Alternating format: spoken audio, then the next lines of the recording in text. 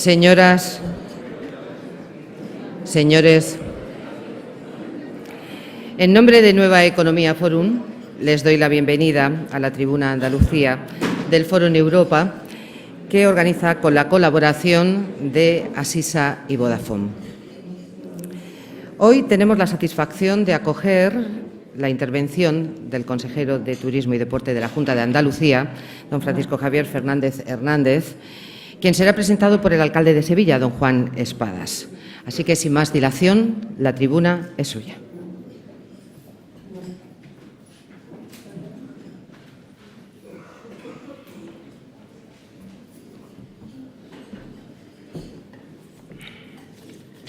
Buenos días a todos y a todas.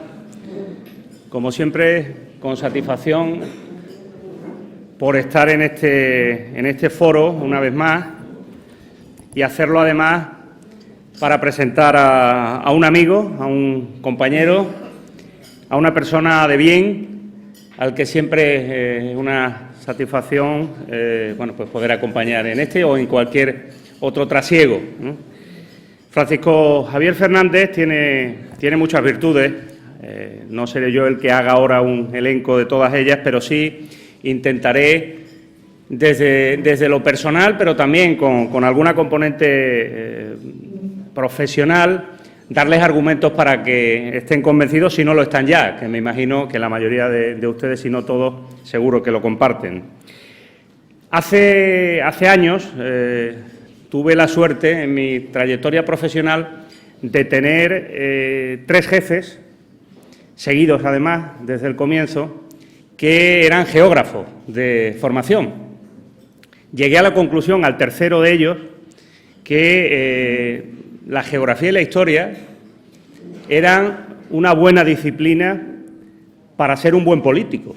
Y dirán, bueno, ¿y esto qué relación tiene? Pues yo se lo voy a explicar. Francisco Javier Fernández es geógrafo y además especialista en análisis geográfico regional. Y yo creo que el análisis y la visión de una persona y su formación en el conocimiento del territorio sobre el que se vive, sobre el que se trabaja, sobre el que están las personas en las que tenemos que pensar a la hora de tomar decisiones, es un buen punto de partida para las responsabilidades que luego, a lo largo de la vida, a uno le van llegando, como ha sido el caso de Francisco Javier Fernández. Insisto, no es un tema menor.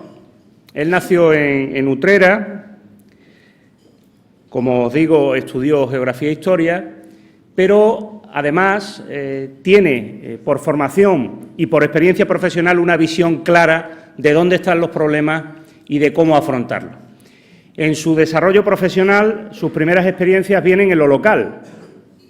Es justamente lo más correcto, empezar por lo más cercano, porque ahí es donde se viven los problemas y es donde se intentan afrontar con capacidad para poner por delante lo importante antes que lo urgente. En definitiva, para saber abordar con prontitud, con cercanía. Creo que, sin duda, cualidades que Francisco Javier Fernández tiene y que ha aprendido y en las que estoy convencido que su visión del territorio, su visión del capital humano, su visión de los problemas es correcta. Ahora es diputado autonómico, es consejero de Turismo y Deporte, pero permitidme que os diga que sus primeras facetas profesionales empezaron por el Ayuntamiento de Sevilla y lo hicieron en áreas relativas a la educación, relativas a la educación, a la juventud también.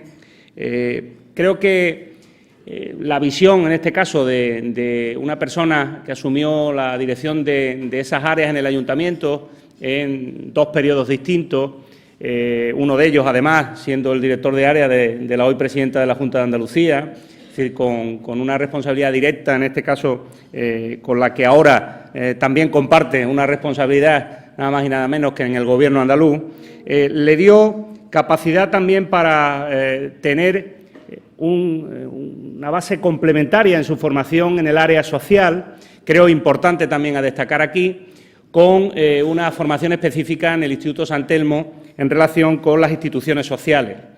Y además eso luego en la práctica se tradujo en la responsabilidad para coordinar lo que fue la génesis y el nacimiento del Plan Integral del Polígono Sur y todo el proyecto en relación con la figura del comisionado del Polígono Sur y, por tanto, el conocimiento directo de una problemática muy fuerte que en torno a años 2005-2006 permitió esa apuesta política de las administraciones públicas en relación con un territorio muy concreto, experiencia pionera en el ámbito de la ciudad de Sevilla.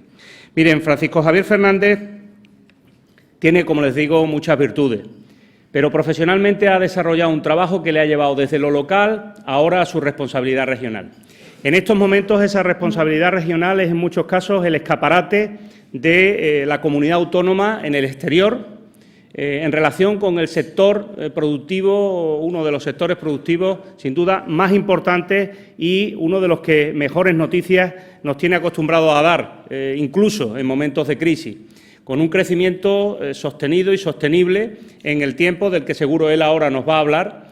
Y he compartido con él y he comprobado pues, que su agenda, no ya solo en Andalucía, sino en lo exterior, está llena de trabajo técnico, de contactos profesionales y, en definitiva, de saber estar donde hay que estar para posicionar a Andalucía en el exterior y para ganar permanentemente, como estamos haciendo, visitantes y ganar calidad, en este caso, en esos visitantes en términos de riqueza económica y empleo para nuestra tierra. Además, quiero agradecerle públicamente el esfuerzo que, como consejero, y su equipo así lo está haciendo también, está prestando a esta ciudad, aparte del ámbito de toda la comunidad autónoma, en proyectos emblemáticos para nosotros, como es el Año de Murillo, que iniciaremos a primeros de diciembre de este 2017 y en el que he podido compartir con él en varias, en este caso, ocasiones y fuera de España también, la presentación y la promoción exterior ligada, en este caso, al sector turístico, con la cultura como motor económico de Andalucía y de Sevilla. Por lo tanto, desde esa responsabilidad local, ahora con esta responsabilidad regional, la verdad que solo se puede decir de Francisco Javier Fernández, permítanmelo, es un currante. Y yo cuando digo eso de alguien es que lo aprecio y tiene suficientes elementos objetivos para haber demostrado que trabaja y mucho, que lo hace bien, que además tiene una actitud personal y una capacidad de empatía que permite llegar a acuerdos, buscar consensos y ser capaz de poner, insisto, lo importante por delante para conseguir los objetivos. Por lo tanto, ¿qué es lo que nos queda? Pues sencillamente pensar si, como algunos de los que nos dedicamos a esto de la gestión pública, es capaz, además, el buen hombre, de conciliar y tener una vida personal y familiar que le permita también, sin duda, ese desarrollo, ¿no?, personal. Y ahí sí que estoy convencido de que Francisco Javier Fernández, bueno, pues y con esa agenda y esa responsabilidad, pues le cuesta más. Por tanto, también vaya por delante el agradecimiento a su mujer, a María del Mar, y a su hija, porque sin duda también son, en este caso, personas que le ayudan permanentemente a que pueda desarrollar lo mejor posible su labor sin, bueno, pues tener la presión que tenemos todos de tener que estar en todos sitios y al final llegar tarde a casi todos también. Así que, Francisco Javier, Javi, consejero, gracias por darme la oportunidad de trasladar aquí lo que pienso, gracias porque tu trabajo creo que se nota en un sector en el que necesitamos, sin duda, que Andalucía sea lo que es, líder mundial. Además, en España, ahí no se puede fallar, ahí no estamos fallando, ahí los datos demuestran cómo tenemos todavía margen de crecimiento y ahí, sin duda, creo que tienes una labor que, además, creo te es grata y un equipo que te apoya muy bien y que va a conseguir todos esos objetivos. Nada más, desearte que tu trayectoria siga como hasta ahora, siendo una trayectoria comprometida con la gente, comprometida con Andalucía y, en definitiva, una trayectoria personal satisfactoria. Muchas gracias y un fuerte abrazo, querido consejero.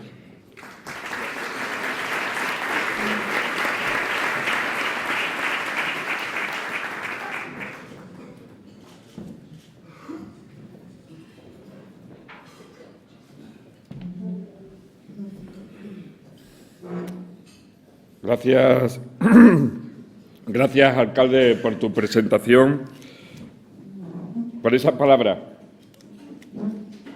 El homenaje tiene que ser a mi mujer y a mi hija, que son los que sufren esta dedicación excesiva que quizás tenemos algunas veces y que ellas son las que están ahí y las que te ayudan a que día a día podamos hacerlo cada vez mejor.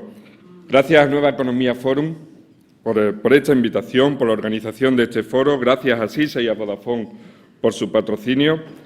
Un saludo y mi agradecimiento a los compañeros del Consejo de Gobierno, Rosa, Antonio, María José, que nos acompañáis, a los representantes de la Mesa del Turismo, a Paco, a Javier, a Carmen, al presidente de la Diputación de Sevilla, por estar hoy aquí con nosotros, Verónica, primera secretaria de la Mesa del Parlamento y secretaria general de mi partido en Sevilla. También a Damián, amigo, otro de los amigos que queda uno en la gestión, que se queda uno desde la gestión. A todas las autoridades, a Marisa, portavoz del Partido Socialista en la Comisión de Turismo, a la delegada del Gobierno, a todas las autoridades, asistentes, amigas, amigos, gracias y buenos días. Vamos a hablar de turismo. Y vamos a hablar de turismo, aunque hoy no voy a repasar la política turística de la Junta de Andalucía ni la planificación de la Consejería de Turismo y Deporte, como he podido hacer en otro foro.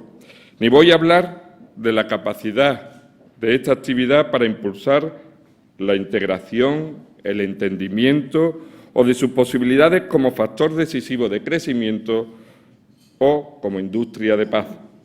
En esta presentación me voy a centrar en el papel que juega el turismo en nuestra economía, en la posición que en justicia le corresponde tener, por su aportación determinante al desarrollo andaluz, por su influencia positiva en la cohesión social y territorial de nuestra comunidad y por su capacidad para generar riqueza y empleo en Andalucía. Como no existe turismo sin turistas, voy a comenzar precisamente por el actor protagonista, por el viajero. Y para ello les voy a pedir que imaginéis un turista, que penséis en él. ¿Qué es lo primero que se nos viene a la cabeza? Seguro que cuando uno piensa en ese turista, habéis proyectado la imagen de un señor de mediana edad, con bermuda, unas camisas de flores y unos calcetines atrapados en una sandalia. O una señora con un gran gorro, con gafas de sol, tomando tapas en El Salvador. Creo que es la primera imagen que se nos viene a todos. Pues con la misma seguridad, creo que ninguno de vosotros han imaginado a vosotros mismos cuando han pensado en un turista. Y es que todos probablemente, más de una vez al año, somos turistas. Me atrevo a decir que es así, que no hemos pensado en nosotros mismos porque no nos queremos ver como esa señora de gafas oscuras o ese turista de flores. Nos vemos más bien como unos sofisticados buscadores de experiencia, unos viajeros inquietos que visitan destinos para descubrir su cultura, para investigar sus monumentos o para descubrir su gastronomía. Y es exactamente igual que ese señor de la camisa de flores o esa señora de las gafas de sol. Y hagamos otra prueba. Pensemos ahora en un grupo de personas, multimillonarios, con un yate de 100 metros de eslora atracado en una isla perdida del océano. Y probablemente estemos viendo eso, unos multimillonarios con su yate enorme atracado en una isla perdida en medio del océano. Pero no pensamos en ellos como turistas. Ocurre que al imaginar un turista tipo, tiramos de un cliché, de una imagen estereotipada, incluso cómica, que el tiempo se ha encargado de instalar en el ideario colectivo. Y el problema es que pasa lo mismo cuando preguntamos por el nombre de un sector productivo de la economía que sea puntero, competitivo, vanguardista, moderno, innovador. Y ahí el turismo no suele estar entre las primeras respuestas. Y creo, sinceramente, que debería estar. Debería estar porque nosotros, los que estamos aquí, con los del yate, con los de la camisa de flores, formamos un movimiento global en 2016, alcanzó 1.235 millones de turistas en todo el mundo. Y eso si contamos solo las llegadas internacionales, porque si sumamos los movimientos internos, es decir, los que hacen los residentes dentro de su propio país, habría que añadir otros 5.000 o 6.000 millones de llegadas a la cifra anterior. Y es tal el impulso que ha cobrado esta actividad que desde 1950 los turistas internacionales han aumentado un 4.800% su llegada. Y la previsión es que siga creciendo.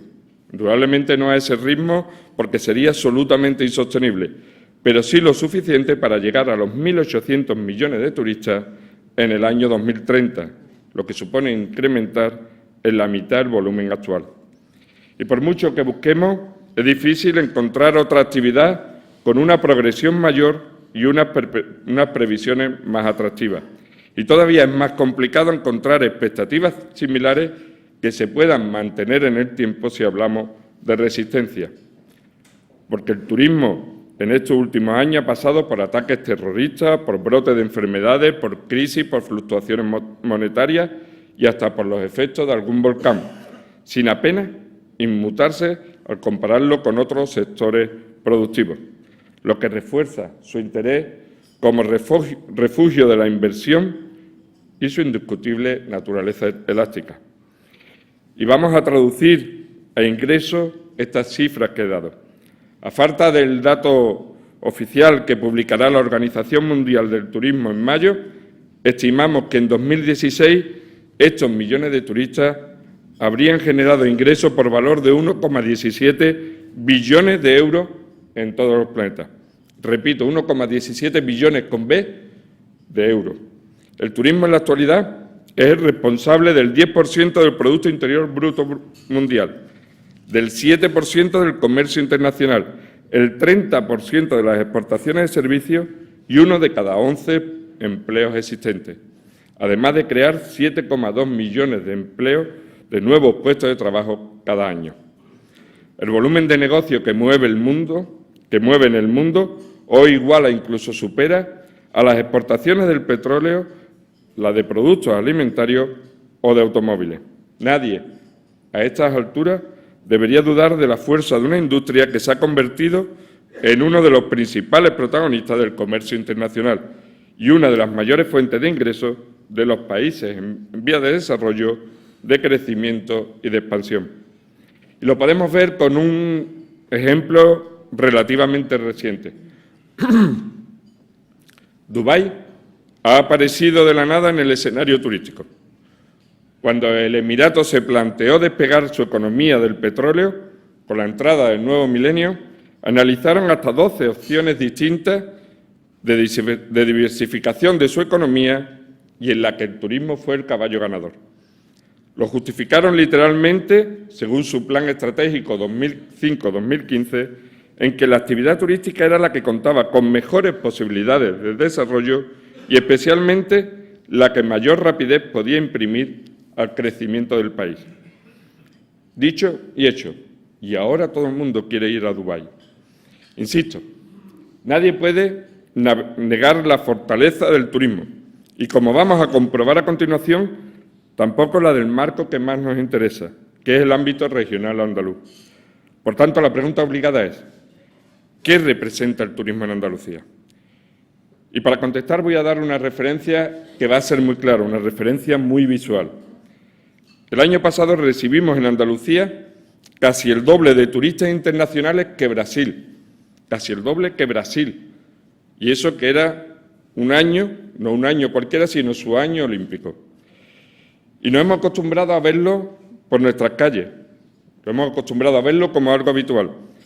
Pero de vez en cuando viene bien recordar todo el trabajo que hay detrás, el trabajo que ha realizado el sector, el trabajo que ha realizado para conseguir que nuestra región reciba más visitantes extranjeros que países como Australia, la India, Argentina o Noruega y Finlandia juntos, o una cosa curiosa, o Cuba y República Dominicana juntas.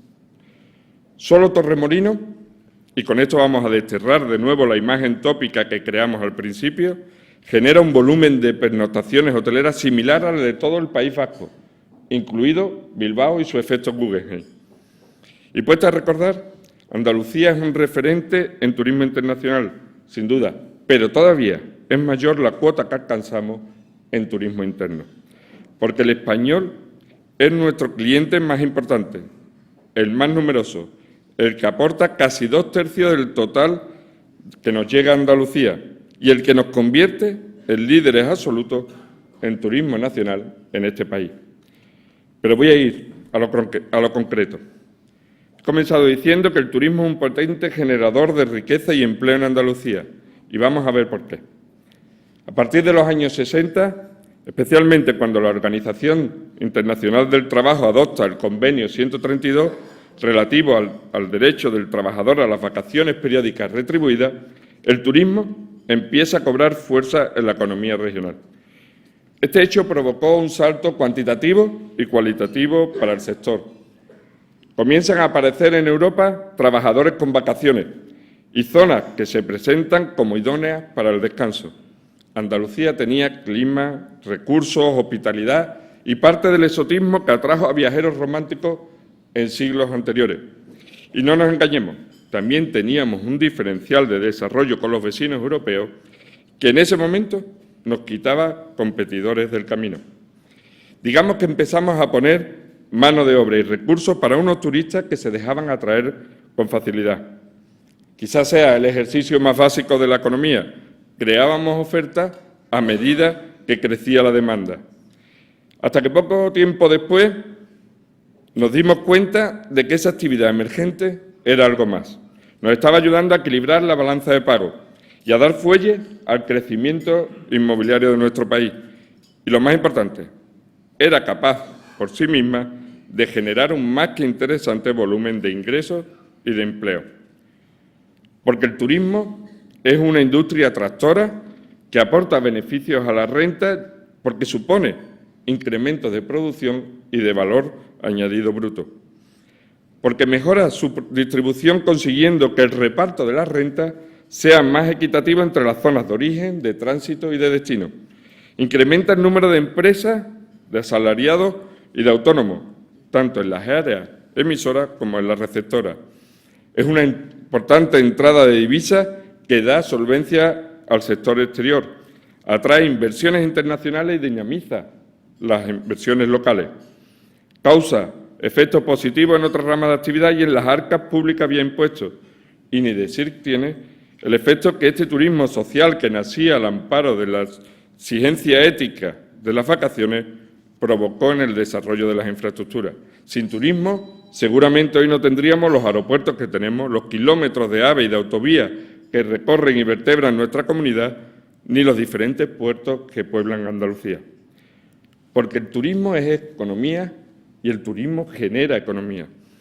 Y no quiero abusar de los datos, así que solo voy a dar dos de los que mejor resumen su impacto en nuestra región. En materia de empleo, el turismo ha sido la primera actividad andaluza que ha conseguido recuperar los niveles de ocupación previos a la crisis.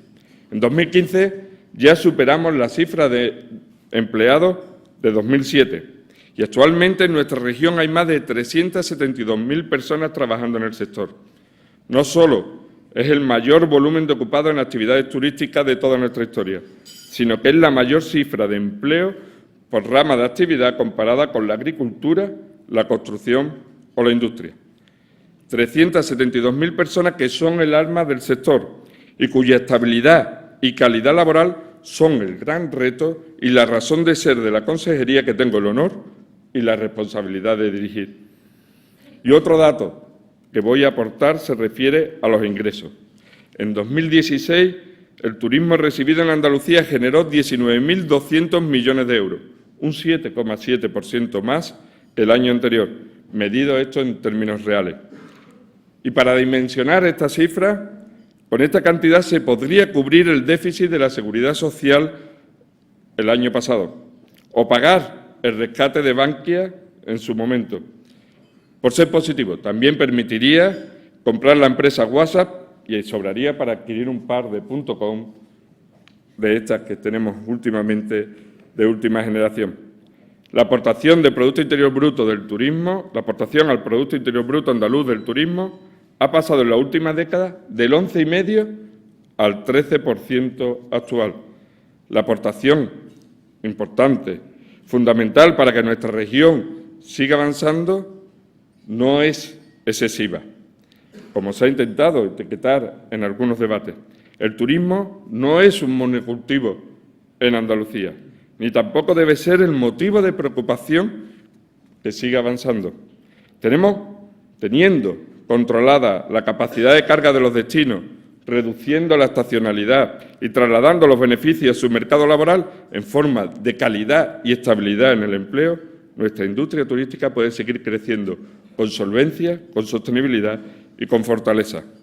El sector, todos, estamos consiguiendo en los últimos años que la temporada alta sea más prolongada, que el reparto de flujo de llegada esté más equilibrado y que la actividad gane en sostenibilidad. Cada décima que arañamos a la estacionalidad es un logro colectivo que garantiza un poco más el futuro del sector. Y cada punto de mejora que conseguimos en el empleo, a pesar de lo complicado que puede ser después de la última y nociva reforma laboral, es un motivo más para confiar en esta actividad. Estas son principalmente las principales tareas que me impuse como consejero cuando llegué al Gobierno andaluz. En primer lugar, reducir la concentración temporal y territorial de nuestro turismo, aumentar la complementariedad de los productos y de los destinos y mejorar su mercado laboral, especialmente en términos de calidad y de estabilidad. Y nuestra forma de demostrarlo es dotando al sector de las herramientas necesarias para su evolución, como son el Plan General de Turismo Sostenible y el Plan Estratégico de Marketing, aprobado en esta legislatura y pensados para el futuro, con el horizonte del 2020, o con nuevos desarrollos normativos como el Decreto de Vivienda con finalidad turística, que ha permitido dotar de un marco legal que regule a esta tipología de alojamiento, o premiando a las empresas que se comprometen a crear y mantener sus puestos de trabajo con criterios de calidad, como recogimos en las últimas órdenes de incentivos que priman estos conceptos a la hora de priorizar a los beneficiarios. Estaría bien que el presidente del Gobierno, que Mariano Rajoy, atendiera nuestras reivindicaciones y se sentara con el sector a estudiar estas y otras medidas.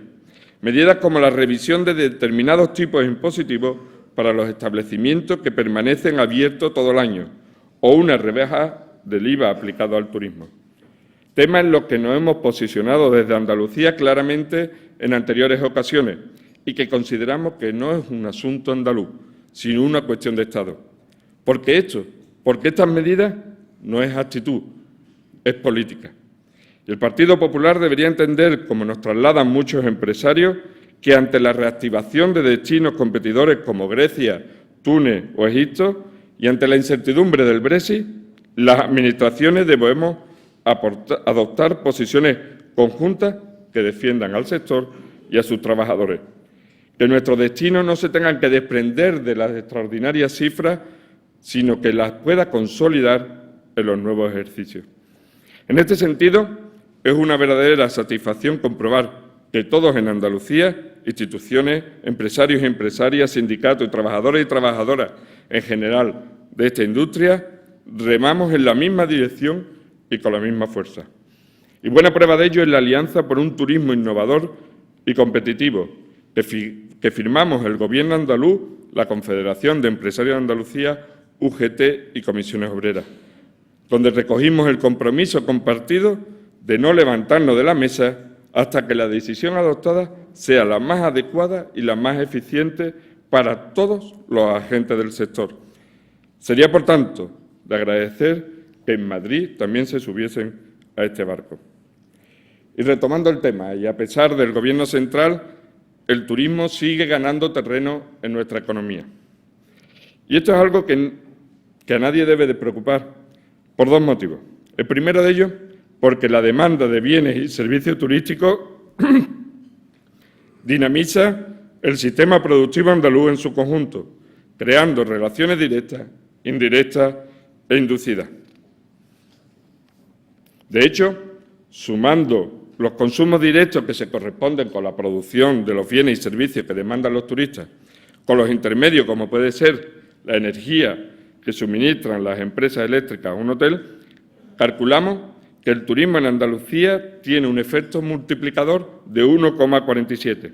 Dicho de otro modo, por cada euro que consume un turista en nuestra región, la economía andaluza produce valor por valor de 1,47 €.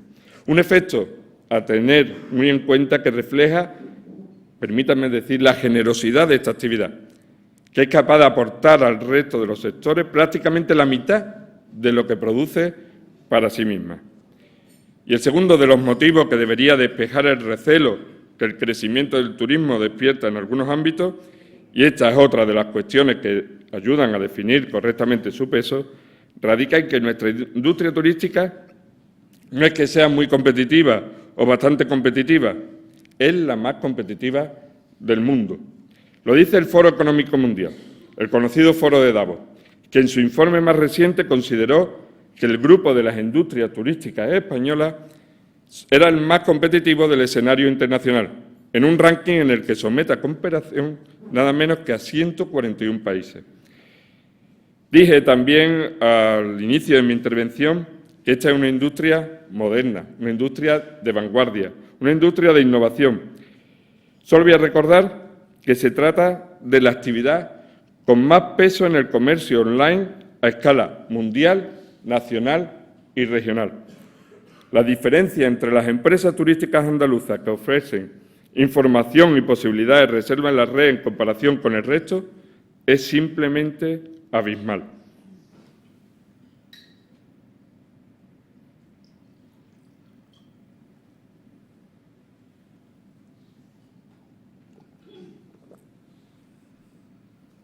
Y creo que con todas estas credenciales y a riesgo de ser insistente, confirman que el turismo, si no es el componente más importante de la economía andaluza, es uno de los primeros y más trascendentales para el desarrollo de nuestra región.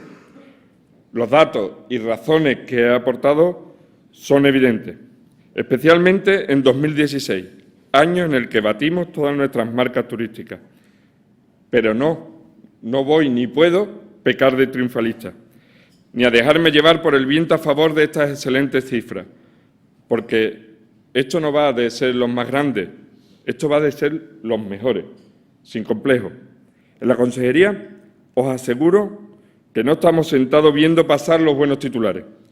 Trabajamos para orientar el sector, despejar la incertidumbre y afrontar los desafíos con las mayores garantías posibles. Trabajo intenso, sin pausa y sin descanso, porque el turismo también tiene retos importantes que superar en nuestra comunidad.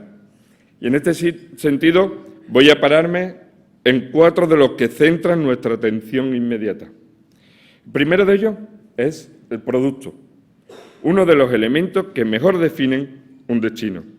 En Andalucía contamos con recursos de primera magnitud. Nuestras costas, nuestros monumentos, nuestros paisajes, las fiestas singulares. Con ellos, haciendo una buena promoción, podemos asegurar una cuota estable de demanda. Digamos, por aprovechar el símil, que nos permitirían superar el punto de equilibrio del sector en términos financieros. Hasta aquí, todo bien. Solo habría que añadir nuevos productos para entrar en resultados. Sin embargo, si tu recurso principal es el sol y playa, la demanda tiende a concentrarse en el verano y, por consiguiente, el empleo también. En Andalucía hemos avanzado enormemente en los últimos años para que nuestra dependencia del sol y playa sea cada vez menor. Y no lo hemos hecho reduciendo el turismo litoral en época estival, porque entonces la situación provocaría un nuevo problema, sino creando productos que aumentan la llegada fuera de temporada de otros territorios, en otros territorios y en la propia zona litoral. Sirva como ejemplo de estos productos el turismo de raíces, una iniciativa de la Consejería que aprovecha los lazos culturales y emocionales que nos unen con algunos mercados emisores y con algunas personas de estos mercados, y los transforma en movimiento turístico antiestacional en varias zonas de Andalucía.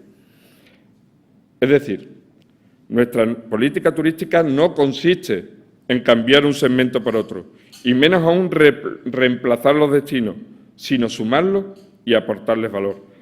Algo que nos diferencia notablemente de otros competidores y de otras administraciones, entre las que me duele tener que citar de nuevo al Gobierno central, que parece empeñado en explotar hasta la saciedad la gallina de los huevos de oro, del litoral, del sol y de la playa.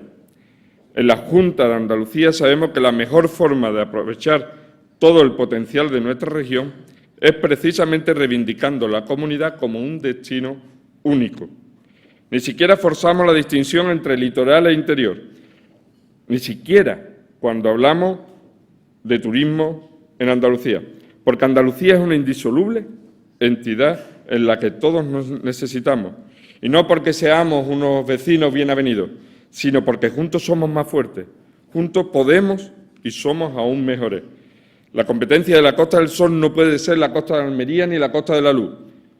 La competencia de la Costa del Sol, de la Costa de la Luz y de la Costa de Almería está más bien en las playas de Buza, de Ovanje, en Dubrovnik. Y al igual que Sevilla no debe mirar con desvelo la oferta de Málaga, sino sumarla para medirse juntas con otras ciudades europeas como Praga, Salzburgo, Berlín, Londres o París. Uniendo la oferta de las 8 provincias tenemos mar, montaña, nieve, desierto, cultura, gastronomía, en definitiva, un destino único que creo que es imposible de superar. Y cualquier lugar soleado del mundo, cualquiera, puede acoger un hotel todo incluido, que es un modelo que tiene su propio público, pero que apenas revierte beneficio en el entorno. Pero aquí, en Andalucía, es un atrevimiento, un lujo difícil de entender, desperdiciar la diversidad que puede ofrecer nuestra región y arropar cualquiera de los destinos que elijamos. Muy pocos territorios, por no decir ninguno, cuentan con la variedad y la singularidad de Andalucía. Y nuestra mayor fuerza radica precisamente en nuestra unión, bajo un paraguas que nos representa a todos y que es una marca, que es Andalucía, que lleva con su logotipo actual más de 10 años abriendo camino, adquiriendo notoriedad en los mercados nacionales e internacionales como marca de excelencia. Nuestra marca, la de todos, respalda iniciativas como Andalucía Sur y le aporta un mayor recorrido. Proyectos así, que siguen la filosofía que acabo de comentar y que siempre serán bienvenidos, siempre que como Andalucía Sur tenga un producto detrás atractivo, con capacidad de comercialización, que surja del ámbito empresarial o de las administraciones que deben velar por su viabilidad. Y siempre que realmente merezcan la pena, porque, como he dicho en alguna ocasión, sin contenido y sin políticas públicas que lo sostengan, ningún relato es eterno. Llegados a este punto, y ya que me he referido a las políticas públicas, voy a hacer un breve inciso con otro de los temas que me gustaría tratar. La secretaria de Estado de Turismo, Matilde Asián, hablaba hace unos días de destinos maduros. Decía, y leo textualmente, ahora que se ha consolidado la recuperación y que la actividad privada empieza a mostrar interés por la renovación de estos destinos, es cuando el sector público tiene que acompañar al privado. Pues a estas declaraciones me gustaría hacerle un par de observaciones. A nosotros no nos parece que sea ahora, sino siempre, cuando el sector público deba acompañar al privado, y así lo entendemos desde el Gobierno andaluz. Como tampoco coincidimos en que la denominación de estos territorios deba ser la de destinos maduros. Creemos que se deberían llamar destinos pioneros. Destinos como la Costa del Sol, que lleva más de 50 años liderando el turismo, y destinos que bien merecen este reconocimiento de pioneros. Reconocimiento por su carácter emprendedor y especialmente por su capacidad de adaptación al entorno y a las exigencias de una demanda que no ha dejado de cambiar en este tiempo. Las nuevas tendencias, el Big Data, las aplicaciones de los móviles, los cambios en el comportamiento sociológico del cliente dibujan nuevos escenarios a los que debemos seguir dando respuestas, desde lo más complejo hasta lo más simple, como puede ser elaborar una nueva estrategia de promoción o facilitar un servicio de conexión Wi-Fi en cada establecimiento. Y pongo este ejemplo porque parece una simpleza, Pero una de las primeras cosas que hacen miles de turistas al llegar a su hotel es enviar las novedades a sus familiares, a sus amigos, con un selfie vía wifi. Y es decir, que la elección del alojamiento en función de la disponibilidad de wifi ya no es una tendencia, sino una realidad que puede condicionar la percepción completa de todo el destino. Como veis, hay trabajo por delante en materia de productos y no es el único ámbito en el que centrar la atención. Los cambios en la distribución también son un tema a tener muy en cuenta. Cuando he comentado hace unos minutos el momento de euforia que vivió nuestro turismo en los 60, hay una característica que no mencioné. En aquel periodo dejamos que el destino lo decidieran y lo fabricaran los operadores, que tenían todo el poder. El sector local intervenía muy poco en el producto y se dejó llevar por los tiempos de bonanza. En las últimas décadas habíamos conseguido dar la vuelta a esta situación, pero estábamos viendo que el riesgo vuelve a sobrevolar el sector. El turismo se ha convertido en un campo abonado para el desarrollo de nuevas formas de comercialización. Y las compañías aéreas, especialmente las de bajo coste, junto con unas cuantas agencias de viajes online, se están convirtiendo en las nuevas reinas del mercado. Los operadores han cambiado de nombre, han cambiado de dueño y de medio, pero tienen la misma ambición. Y esta frase en la que me refiero, ambición legítima, pero ambición al fin y al cabo, encierra un importante problema de fondo. Porque, como ocurría en los 60, estamos perdiendo de nuevo la capacidad como destino de asumir el control de nuestro turismo. Si lo dejamos todo en manos de terceros, si consentimos, por decirlo de una forma gráfica, que la tarta la repartan otros, puede que cualquier día nos encontremos que nuestro plato está vacío. Y sirva este aviso como llamada de atención al sector, porque es importante que el tejido empresarial suba su apuesta, que suba su apuesta por los canales de distribución, por los canales de venta directa y que mejore su capacidad de decisión.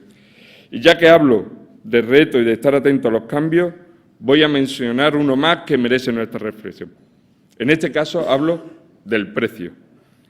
Cada mes analizamos las estadísticas que genera el sector. No nos obsesionan porque los movimientos hay que verlos en el medio y en el largo plazo, pero sí nos mantienen alerta para no perder de vista cualquier variación. Y una de estas alteraciones tuvo lugar durante el pasado verano, en pleno éxtasis de resultados cuando el turismo internacional aumentaba a un ritmo de 2 dígitos, mientras que el nacional empezaba a abandonar las costas españolas, poniendo rumbo a otras zonas de interior o más allá de nuestras fronteras. Estoy hablando de un moderado descenso de turismo nacional, que se produjo no solo en las playas andaluzas, sino en todo el litoral turístico español. La causa probable, como nos comentan muchos agentes, es que el turista nacional, que suele reservar con menor antelación, se encontró con la mayor parte de los alojamientos ocupados por el cliente internacional y los disponibles estaban a unos precios superiores a lo habitual. Obviamente, el turismo, y después de lo que acabo de decir, es un negocio. Y como en cualquier negocio, cuando la temporada va bien, la opción de subir el precio es tentadora. El mercado es libre, pero desde la Administración aconsejamos que no se descontrolen los precios. Si el coste de la subida supone perder al turista nacional, que ya dije que es nuestro mejor cliente y el más numeroso, se debe pensar mucho antes de tomar esta decisión, porque no nos podemos permitir dejar marchar al turista español. El día que nos haga falta, y siempre nos hará falta, puede que nos cueste más de lo esperado para conseguir que regrese a nuestros destinos. Una conocida agencia de viajes de unos grandes almacenes ha reactivado estos días precisamente una campaña para el mercado nacional que describe a la perfección lo que acabo de comentar. Su lema no puede ser más evidente: que nadie te quite tu verano. Ofrece descuentos por venta anticipada a las costas españolas en un esfuerzo por reconciliar al turista nacional con sus destinos tradicionales, con sus sitios de siempre. Hay que mantener la cordura a la hora de establecer los precios, tanto de la oferta como de la intermediación, y no ver solo la realidad de hoy, sino pensar también qué va a ocurrir mañana. Pero, insisto, tampoco consiste esto en reducirlo al coste. La lucha vía precio con otros competidores del Mediterráneo está perdida, cosa que no nos asusta porque esta no es nuestra guerra.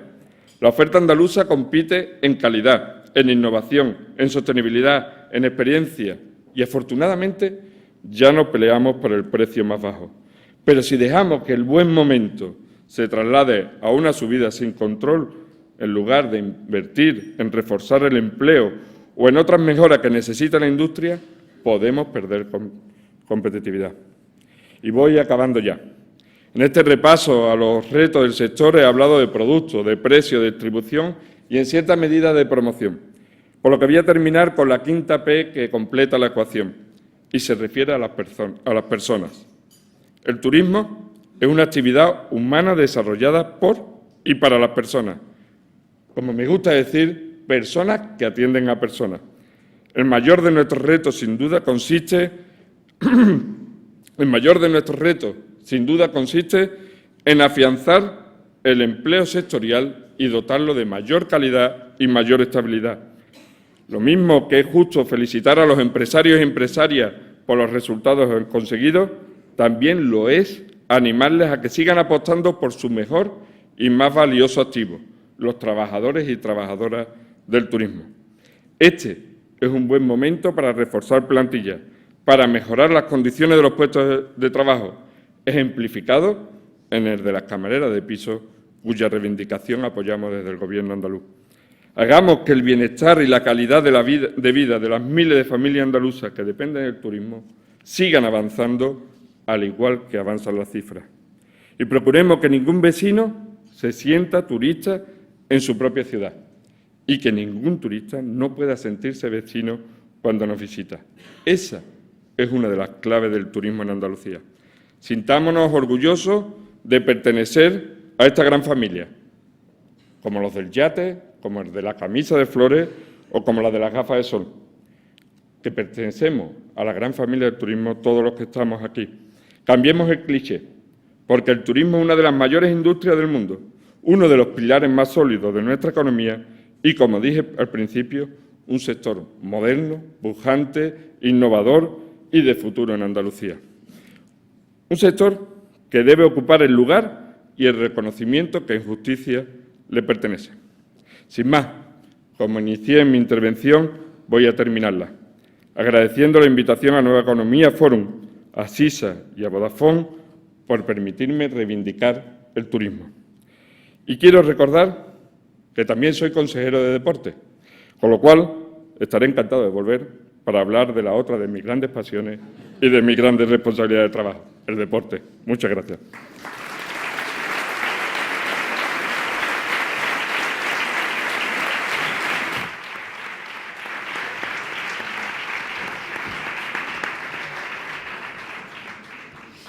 Pues seguro que esa invitación será próximamente y se podrá hablar de deporte, que además es un tema, la verdad, que tiene también su gran interés, mucho más del que, ¿verdad?, aparentemente en un momento dado podemos pensar. 4% del Producto Interior Bruto.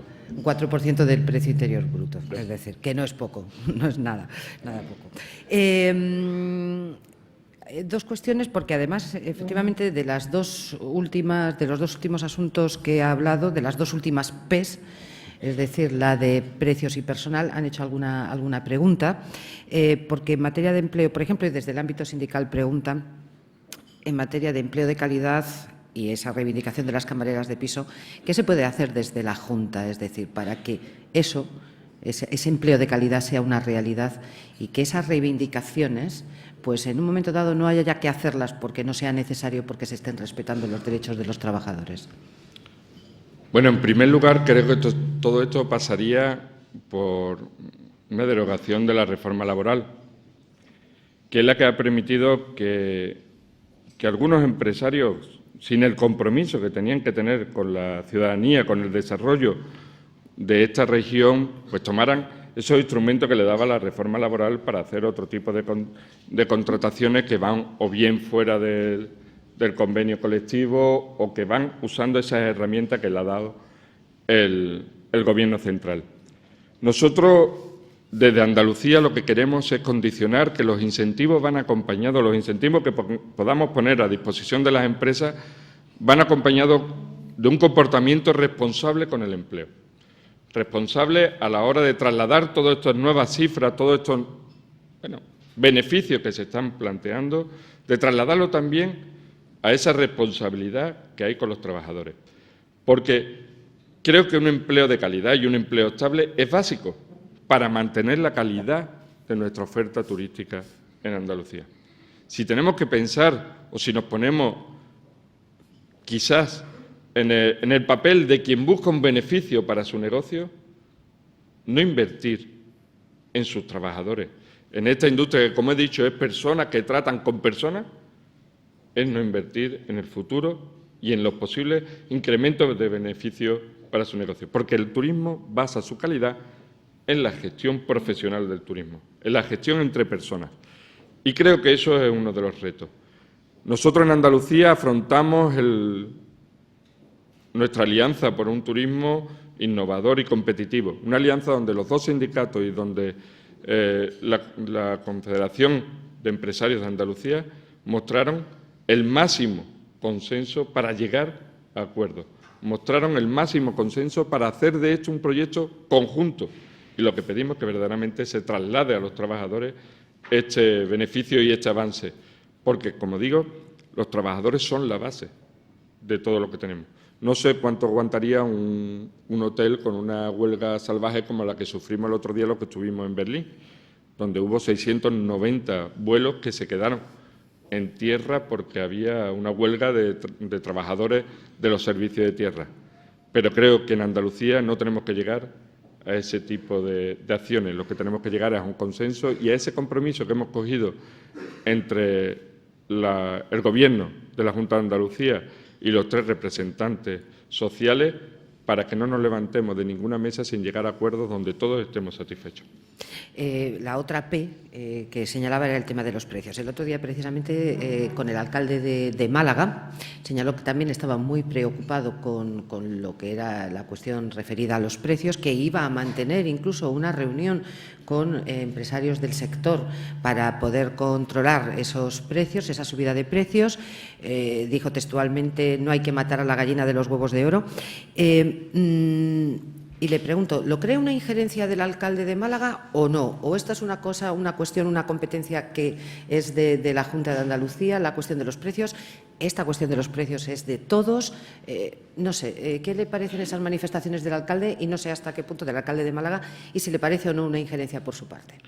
Hombre, no sé la oportunidad que tuvo en sus palabras a decir el tema de los precios. El tema de los precios tiene diferentes orígenes y tienen diferentes causas.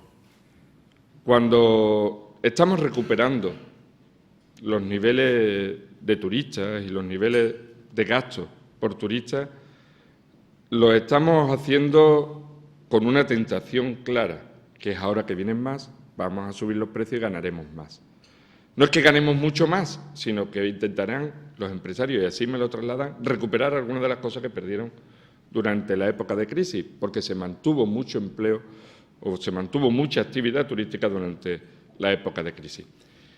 Yo creo que los precios tienen dos orígenes distintos. Uno, esa voluntad por subir los precios y también otro por la intermediación que está existiendo con las turoperadoras. Las turoperadoras durante un tiempo actuaron no solo de suministradores de negocios a las empresas andaluzas del turismo, sino que también actuaron de financieros porque adelantaron los pagos por hoteles, por plazas de hoteles, durante una perspectiva de 5 o 6 años. Cuando nosotros vemos que ahora se siguen pagando precios que se cerraron con una necesidad de liquidez en un momento dado, en el 2011 o en el 2012, a esas turoperadoras que reservaron 1.000, 2.000 o un número de plazas en los hoteles, estamos viendo que el resto del beneficio hay que hacerlo a través de las plazas que quedan libres. Y esas plazas son las que vienen destinadas sobre todo al público nacional. Eso es un problema de los que generan ese incremento de precios. Yo creo que no hay ahora mismo una percepción de que se haya encarecido el turismo en Andalucía excesivamente. Ha tenido una subida pues más o menos lógica. Lo que sí tenemos que evitar, y eso sí es una labor que tenemos que hacer desde la Administración, es lanzar esas señales de peligro, hacerlo con el sector, hacerlo en diálogo con el sector para que no caigamos en una subida de precios acompañando a esas subidas de turistas. Porque entonces, eso que tanto nos hablan del turismo prestado, sí verdaderamente sería prestado. Nosotros tenemos que fidelizar, llevando una relación lógica entre calidad y precio. Eso es una de las cosas que nos diferencia a Andalucía de otros destinos. Cuando cerraron Túnez por los atentados turistas, a los turistas, aquí vino una turoperadora de las grandes donde nos ofrecía 16 euros por persona y día en todo incluido, en pensión completa, y 19 euros en todo incluido. Eso no es el turismo de Andalucía. Pero no es el turismo de Andalucía no porque no queramos a ese turista, sino porque eso no nos da la capacidad al sector, a la industria turística, para mantener el empleo en los niveles de calidad y de estabilidad que consideramos que son los necesarios. Por eso ese turismo no lo queremos. Nosotros no estamos en la pelea del precio, estamos en la pelea de la calidad y de lo que ofrecemos desde Andalucía.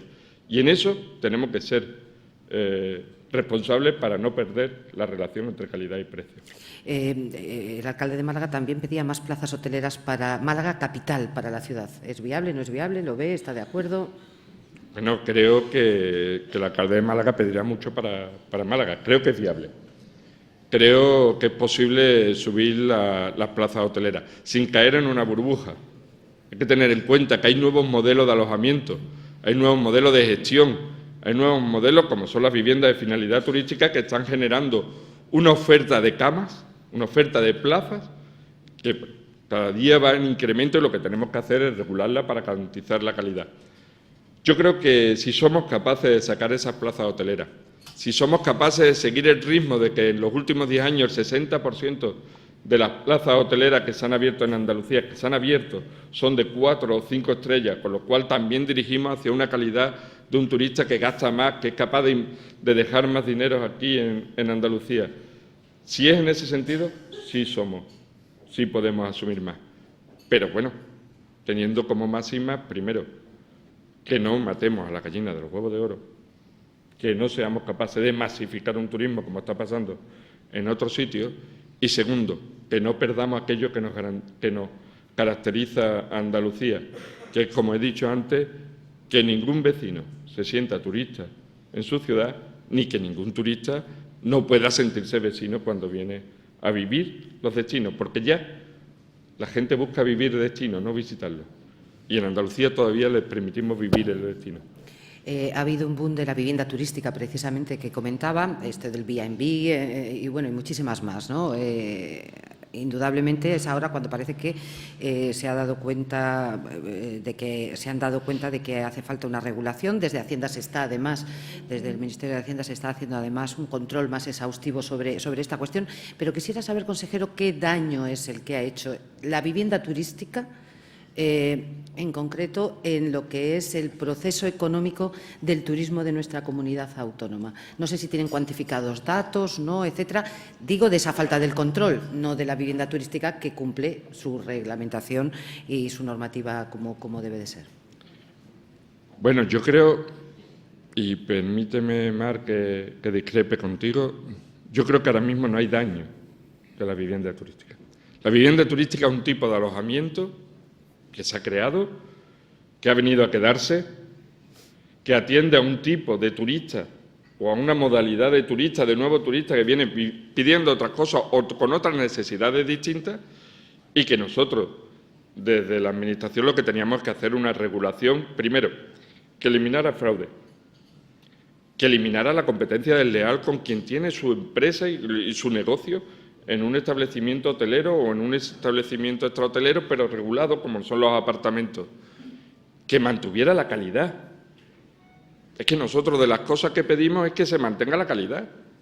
Es que nosotros le pedimos una vivienda con finalidad turística que tenga aire acondicionado o que tenga calefacción si está en una zona de interior, que tenga una climatización que permita, pero porque queremos mantener la calidad.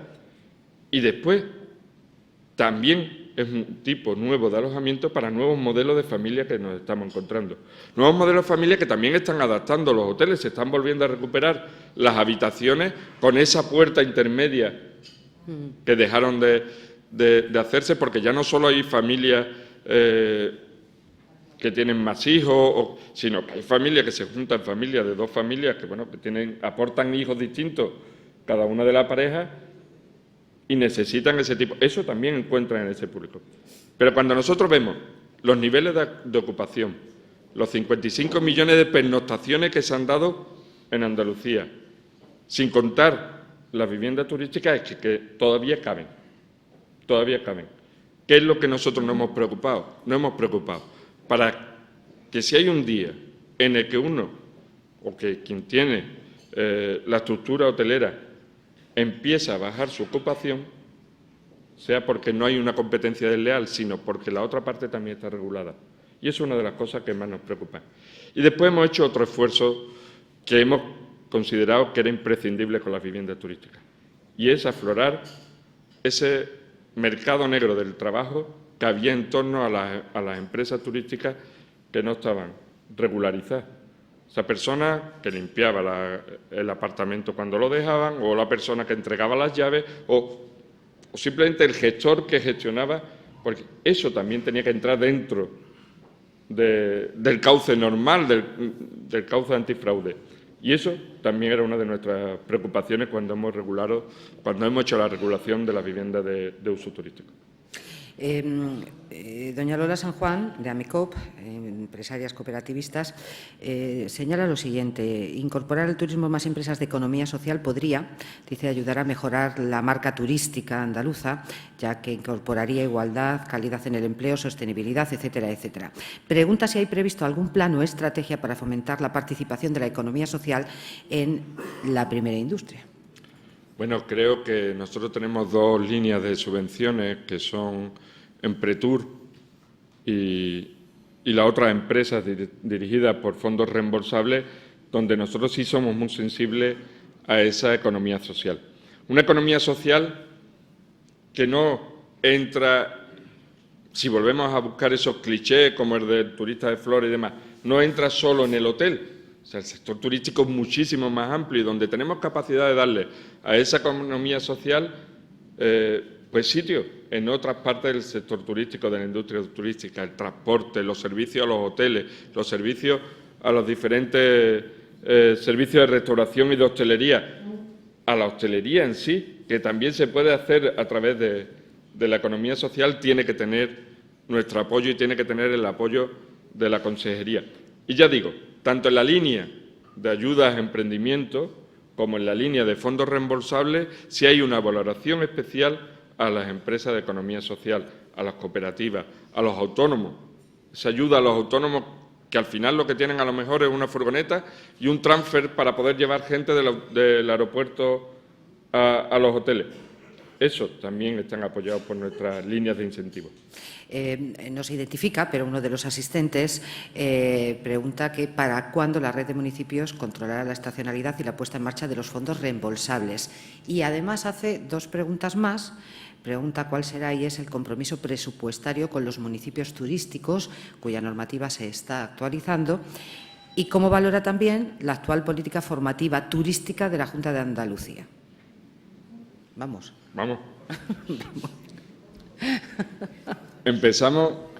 Empezamos, creo que la primera pregunta. Sí, era para cuando la red de municipios controla la estacionalidad y la puesta en marcha de los fondos. la red de municipios contra la estacionalidad. Aprovecho que está aquí el presidente de la Federación Andaluza de Municipios y Provincias, que desde el primer día, y siendo una red de municipios, tiene que partir de la iniciativa de los municipios, desde el primer día con el alcalde de Mijas, que es el responsable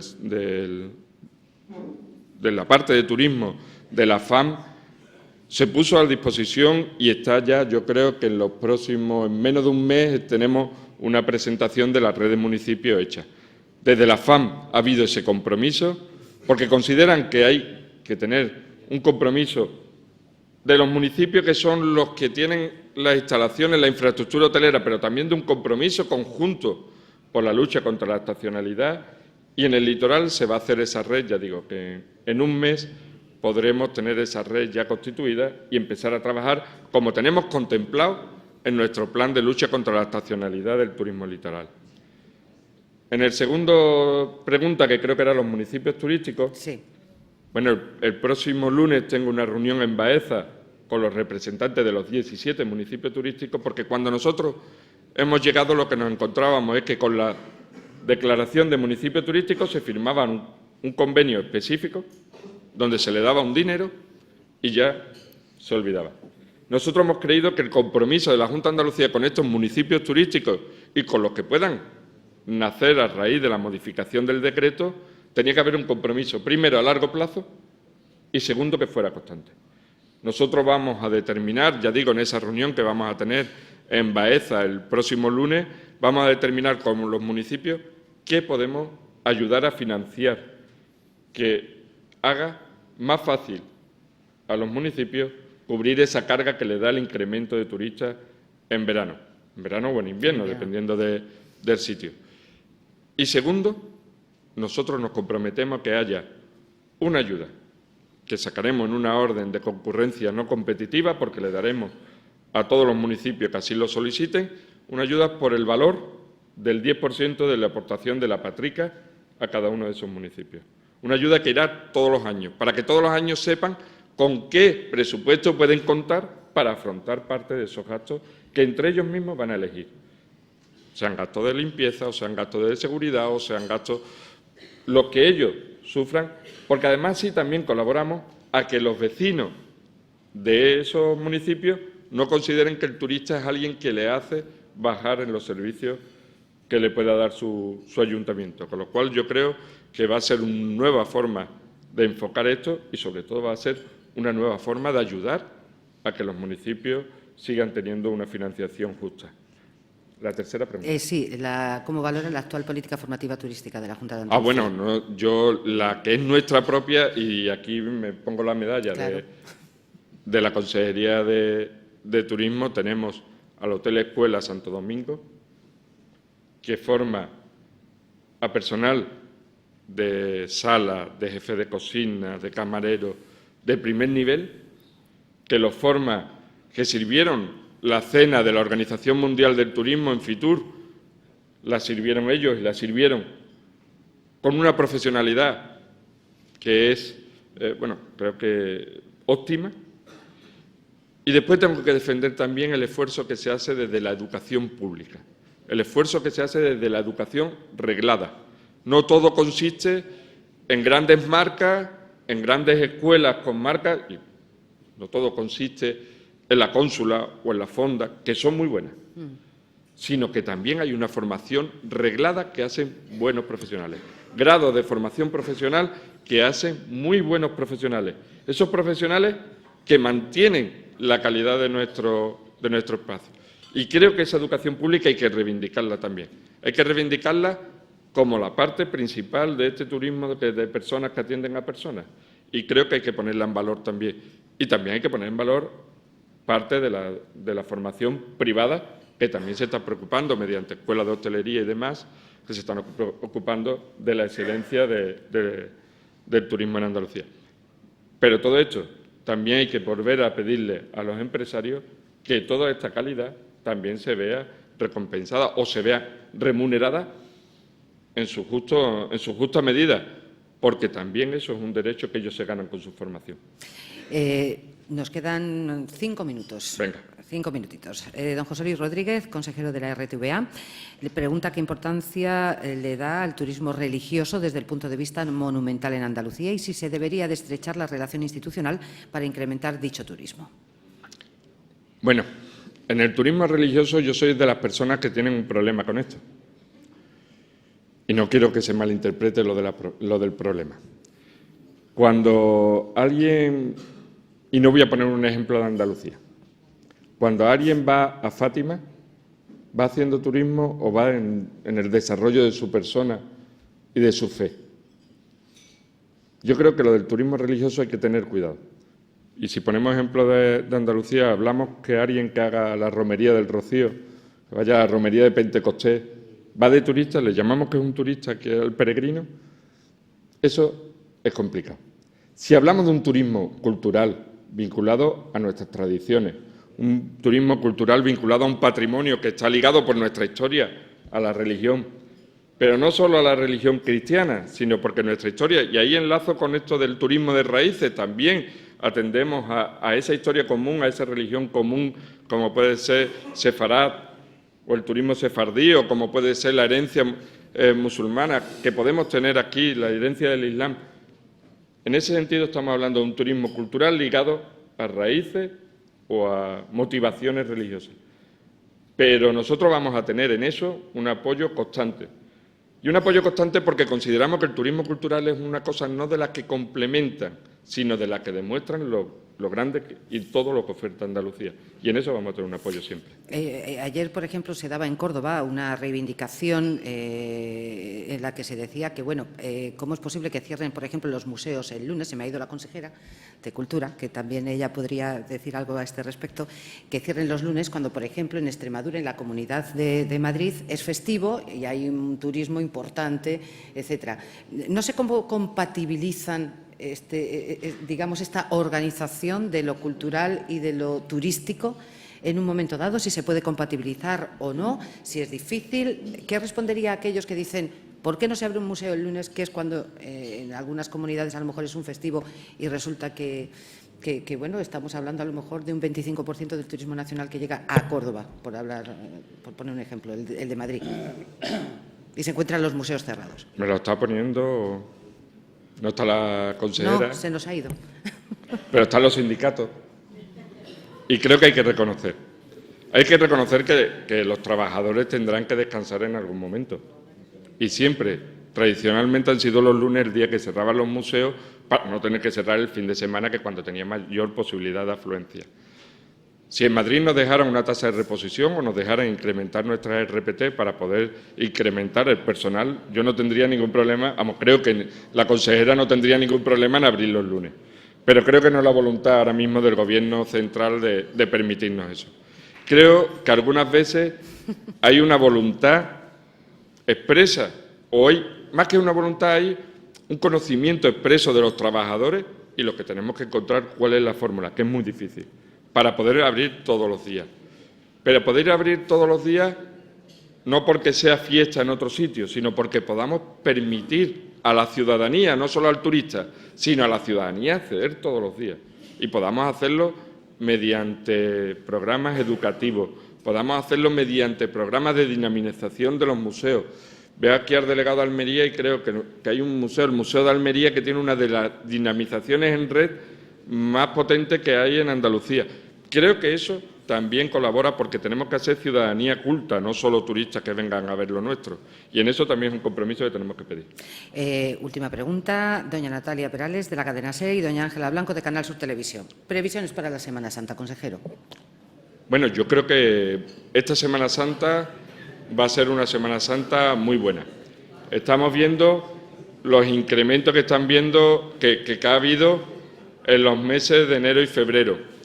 Meses que están teniendo un incremento de turistas y también de esos que nos traen a los turistas. Hemos visto que se han puesto muchas más plazas de avión en estos meses.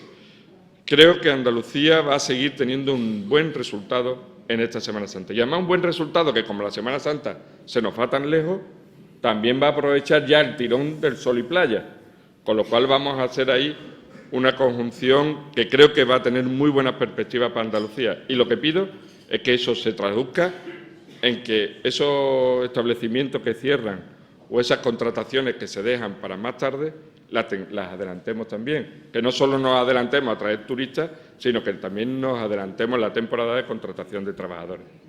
Solo una cuestión. ¿Cómo sigue de preocupado con el turismo inglés? Y el turismo alemán parece que cada vez llega más a Andalucía. Bueno, el turismo inglés hay que ver cómo acaba el Brexit.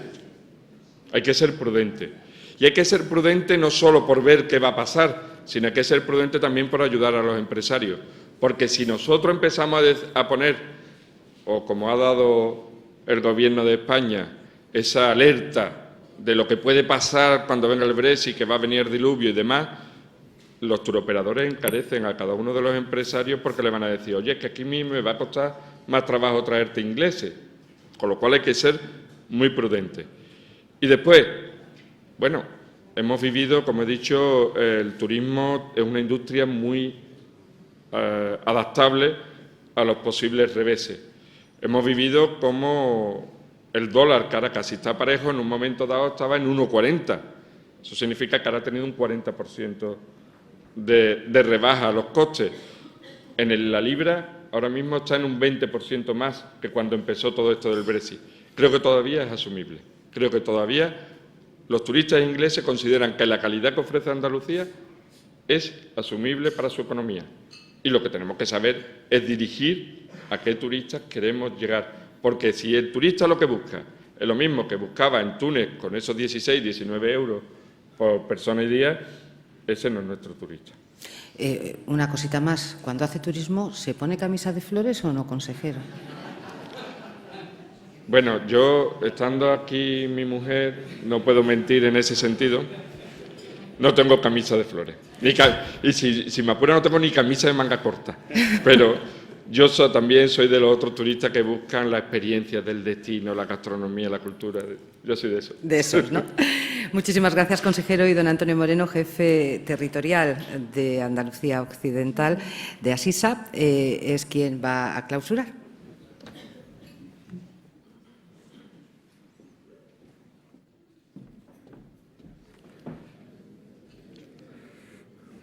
Buenos días a todos. Agradecer poder intervenir en el acto y compartir la mesa.